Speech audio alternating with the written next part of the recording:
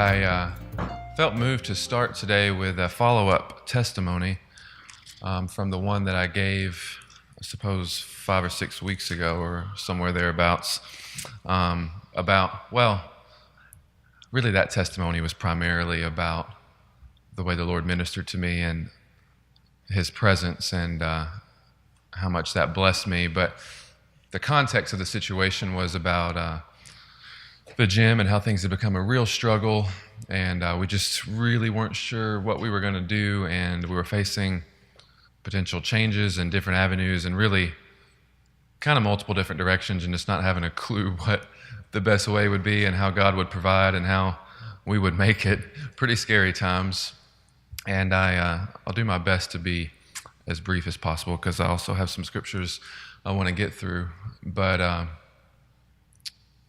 I'm afraid that I don't remember details as well as I used to. I attribute it to exhaustion and a precious little girl back there. I used to be really good at details.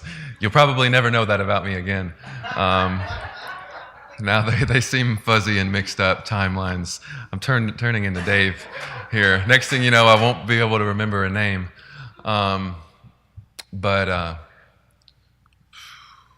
Okay, so essentially, at the heart of it, I wasn't sure we could stay open going into the future. I felt like we really needed a way to get more visibility, and we could use a bigger space, and we needed to change the way we were doing our training. And I was looking into different marketing things that could cost a lot of money, which we didn't have.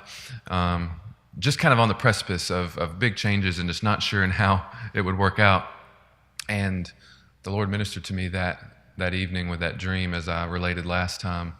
And that carries with me to this day. Every day, I don't think there's a day I don't think about it, or a time when I'm entering the Lord's presence or worshiping that doesn't help usher me there, which I'm thankful for. But going forward after that, and then after my last testimony, I've really just been able to more clearly feel His hand and His direction in every decision that I needed to make or that we needed to make, which feels good to have confidence instead of being uncertain all the time. Long story short, at the end of it all, just this week, the day before yesterday, last day at work before the Holy Day, things were still looking uncertain on exactly how things were going to pan out for us. My landlord came to meet with me and said they're building us a brand new building on the road. I get 50% more square footage. Texted me last night because there was some discrepancy up in the air on how wide the building would be, et cetera, and how much square footage I could afford. And texted me back and said, well, we got to change the layout of the building to this, which is going to affect, you're either getting 3,000 or 3,700 square feet. And I was like, well, I'm not going to be able to afford 3,700 square feet. And she said, would you do it at this price point? And she came down on the price per square foot. And I was like, yes.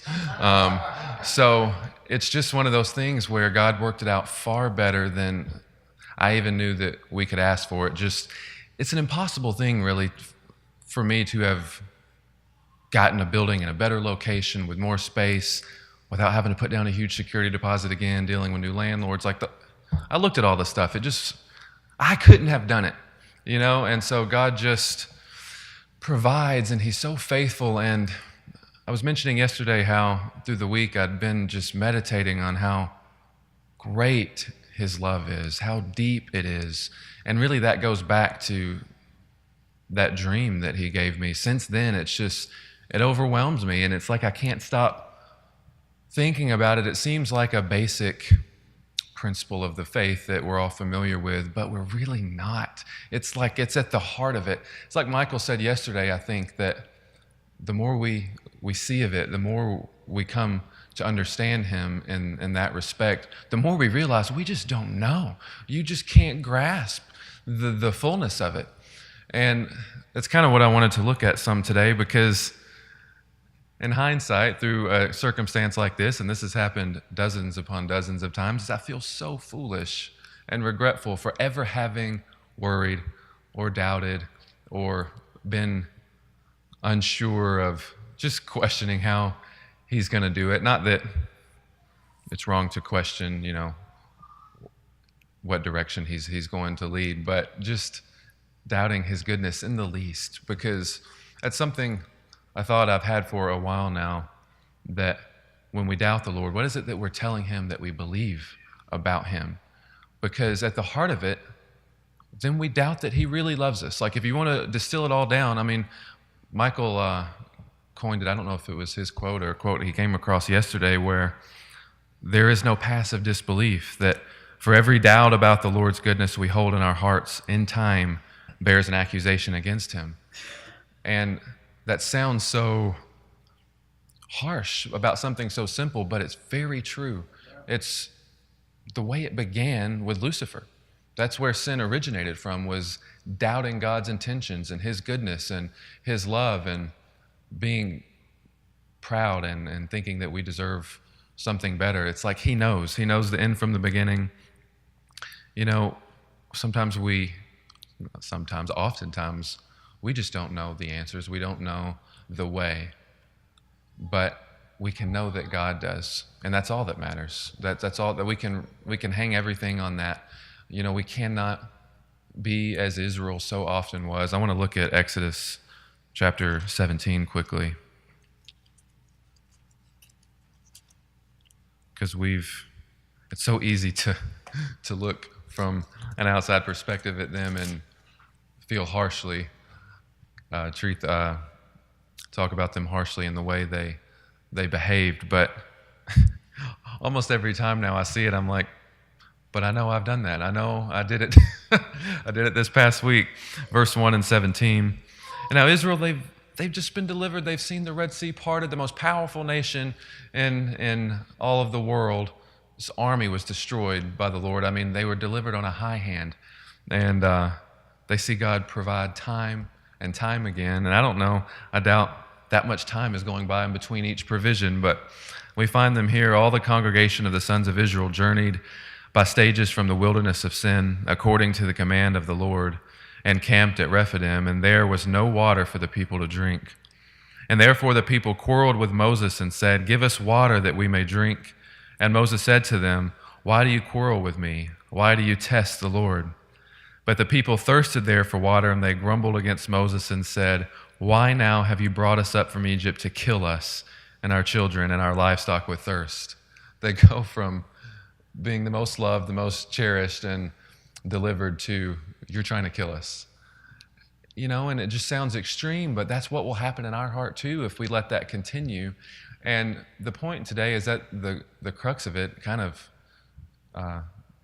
tail end off of yesterday, is that the Lord's love for us is so great, it's so vast.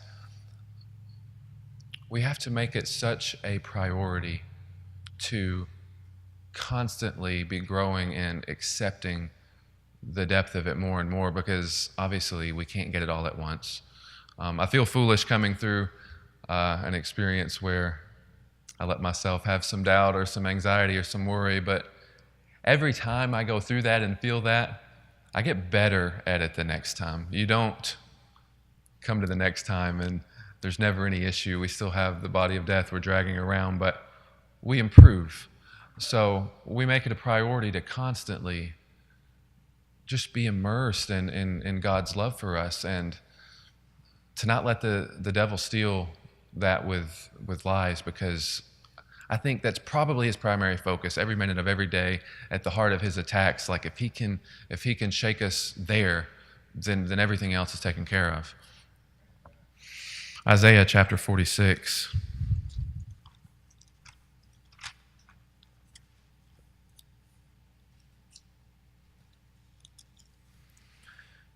Verse 9 says, "Remember the former things long past, for I am God and there is no other. I am God and there is no one like me, declaring the end from the beginning, and from ancient times things which have not been done, saying, my purpose will be established and I will accomplish all my good pleasure, calling a bird of prey from the east, the man of my purpose from a far country." So the Lord, our God, He's already called the end from the beginning. He's already there. He always establishes His purpose. His word doesn't return to Him void. There's zero reason for us to doubt. And I think it's something Michael said yesterday, is that trust in a relationship is founded upon knowing that the other person loves you. If you know that they love you, there's no reason for you not to trust him. There's just not. We don't always understand the circumstances. If you look at all of our heroes, we see the end of their story and we read it with that perspective, but Joseph had no clue how many years he would be a slave, how many years he would be in prison. He knew what God told him in a dream, and I'm sure that there were times where he had to fight questioning that, where he had to dispel the lies of Satan and cling to what he knew about God, that God was good. David was anointed king, and then for years, he's running for his life. He had no clue. And you look at the Psalms that he wrote during that time and how anguished he would be at times, wondering where God was. But at the end of every one of those, he comes back to God's love, to his faithfulness, to how he always came through for him. And he didn't let himself question it at the end. He clung to what he knew to be true about the Lord. So we can trust him because we can just be completely sure. Just look at the cross, that he loves us. I mean, what more is what Paul says in Romans, is what more would he not give us? He gave his own son. In Ephesians chapter 2, try to go through the last couple here quickly.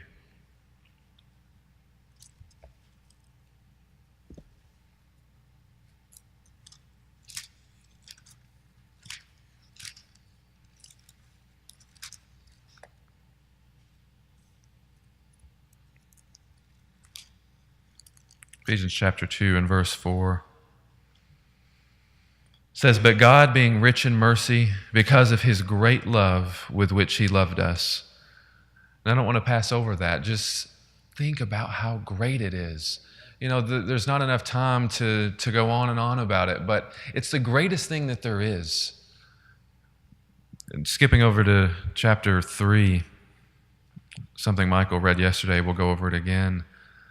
Paul is praying for the church here that God would grant you, according to the riches of his glory, to be strengthened with power through his Spirit in the inner man, so that Christ may dwell in your hearts through faith, and that you, being rooted and grounded in love, may be able to comprehend with all the saints what is the breadth and length and height and depth, and to know the love of Christ which surpasses knowledge, that you may be filled up to all the fullness of God. Paul puts it so well. It surpasses knowledge. We can't know the height or the depth of it. We know that nothing has ever astounded us more than realizing the tiniest bit of how our Father loves us. And we'll close in Song of Songs, Song of Solomon, chapter 8.